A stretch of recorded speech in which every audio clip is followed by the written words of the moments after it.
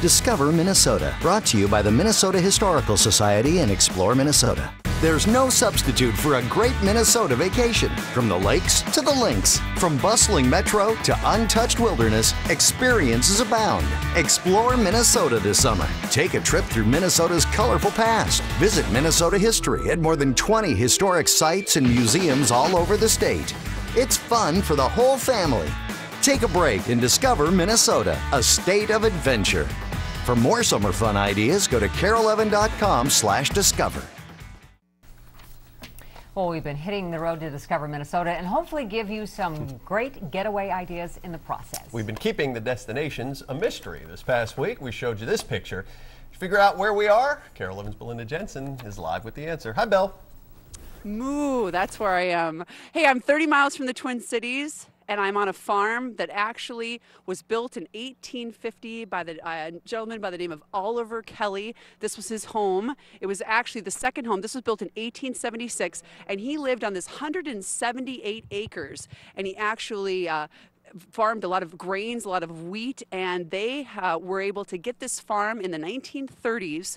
It was donated to the state of Minnesota, and so now it is a working farm here in beautiful Elk River. It's absolutely gorgeous. This is the kitchen garden. Can you imagine getting all of your vegetables from the kitchen garden? They have lots of animals out here as well, as you can see, and they were earlier plowing the fields, of course, not with any kind of mechanics, but by these guys. So it's quite an amazing place, and Kyle Porter spent the morning here to find out why this is such an important place in history.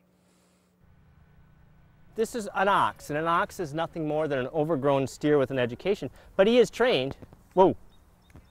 Whoa. The Oliver Kelly farm is truly one of those places that take you back in time. It's not a recreation. There's about 60 acres worth of actual farming on site. It has been a working farm since 1850, so almost 160 years worth of crops have come off this property. And today we still work it. We still farm. We put up hay. We put up grain.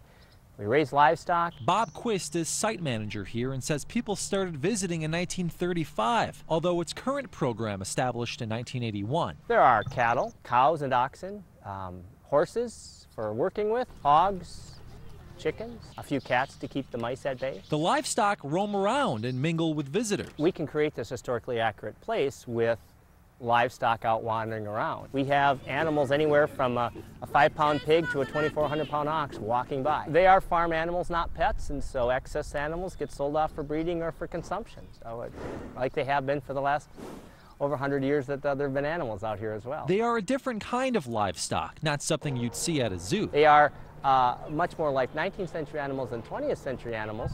They are in many cases tamer because they're used to people. The employees here are also educators and workers. Oliver Kelly moved to Minnesota in the 1800s and knew nothing about farming.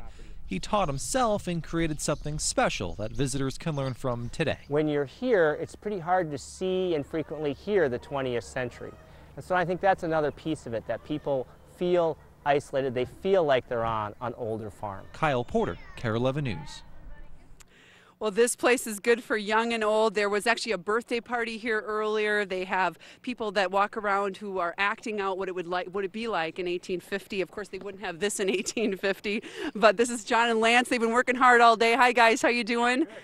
Just a couple of the employees here. It is a beautiful place. They do a lot of great things, and this is our 5th stop on our historical tour, and we are going to be at some very, very special place next week. In fact, Jared Sebesta is going to be traveling to our next Discover Minnesota location. So if you can guess where this is, go to carol11.com, click on Discover Minnesota, and you could win a trip around Minnesota. They're giving away lots of trips, Explore Minnesota and the Historical Society. Do you like this tour? Can you hold on? This little calf, by the way, is 2 months old and very, very, very hungry. So we're having a great time up here. It's a beautiful place. 179 acres up here in Elk River. Oh, that's interesting. And that little cutie next to you is having a heck of a time too, isn't she? She just keeps saying, "Oh my gosh." Oh my she looks gosh. familiar. Yeah. We've seen her before. Yeah.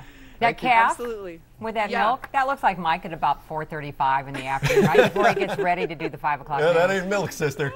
Yep. Thank you, Bill. I don't know how happy he's going to be when he's done there. Yeah. There we go. All right, we'll see you guys at 6.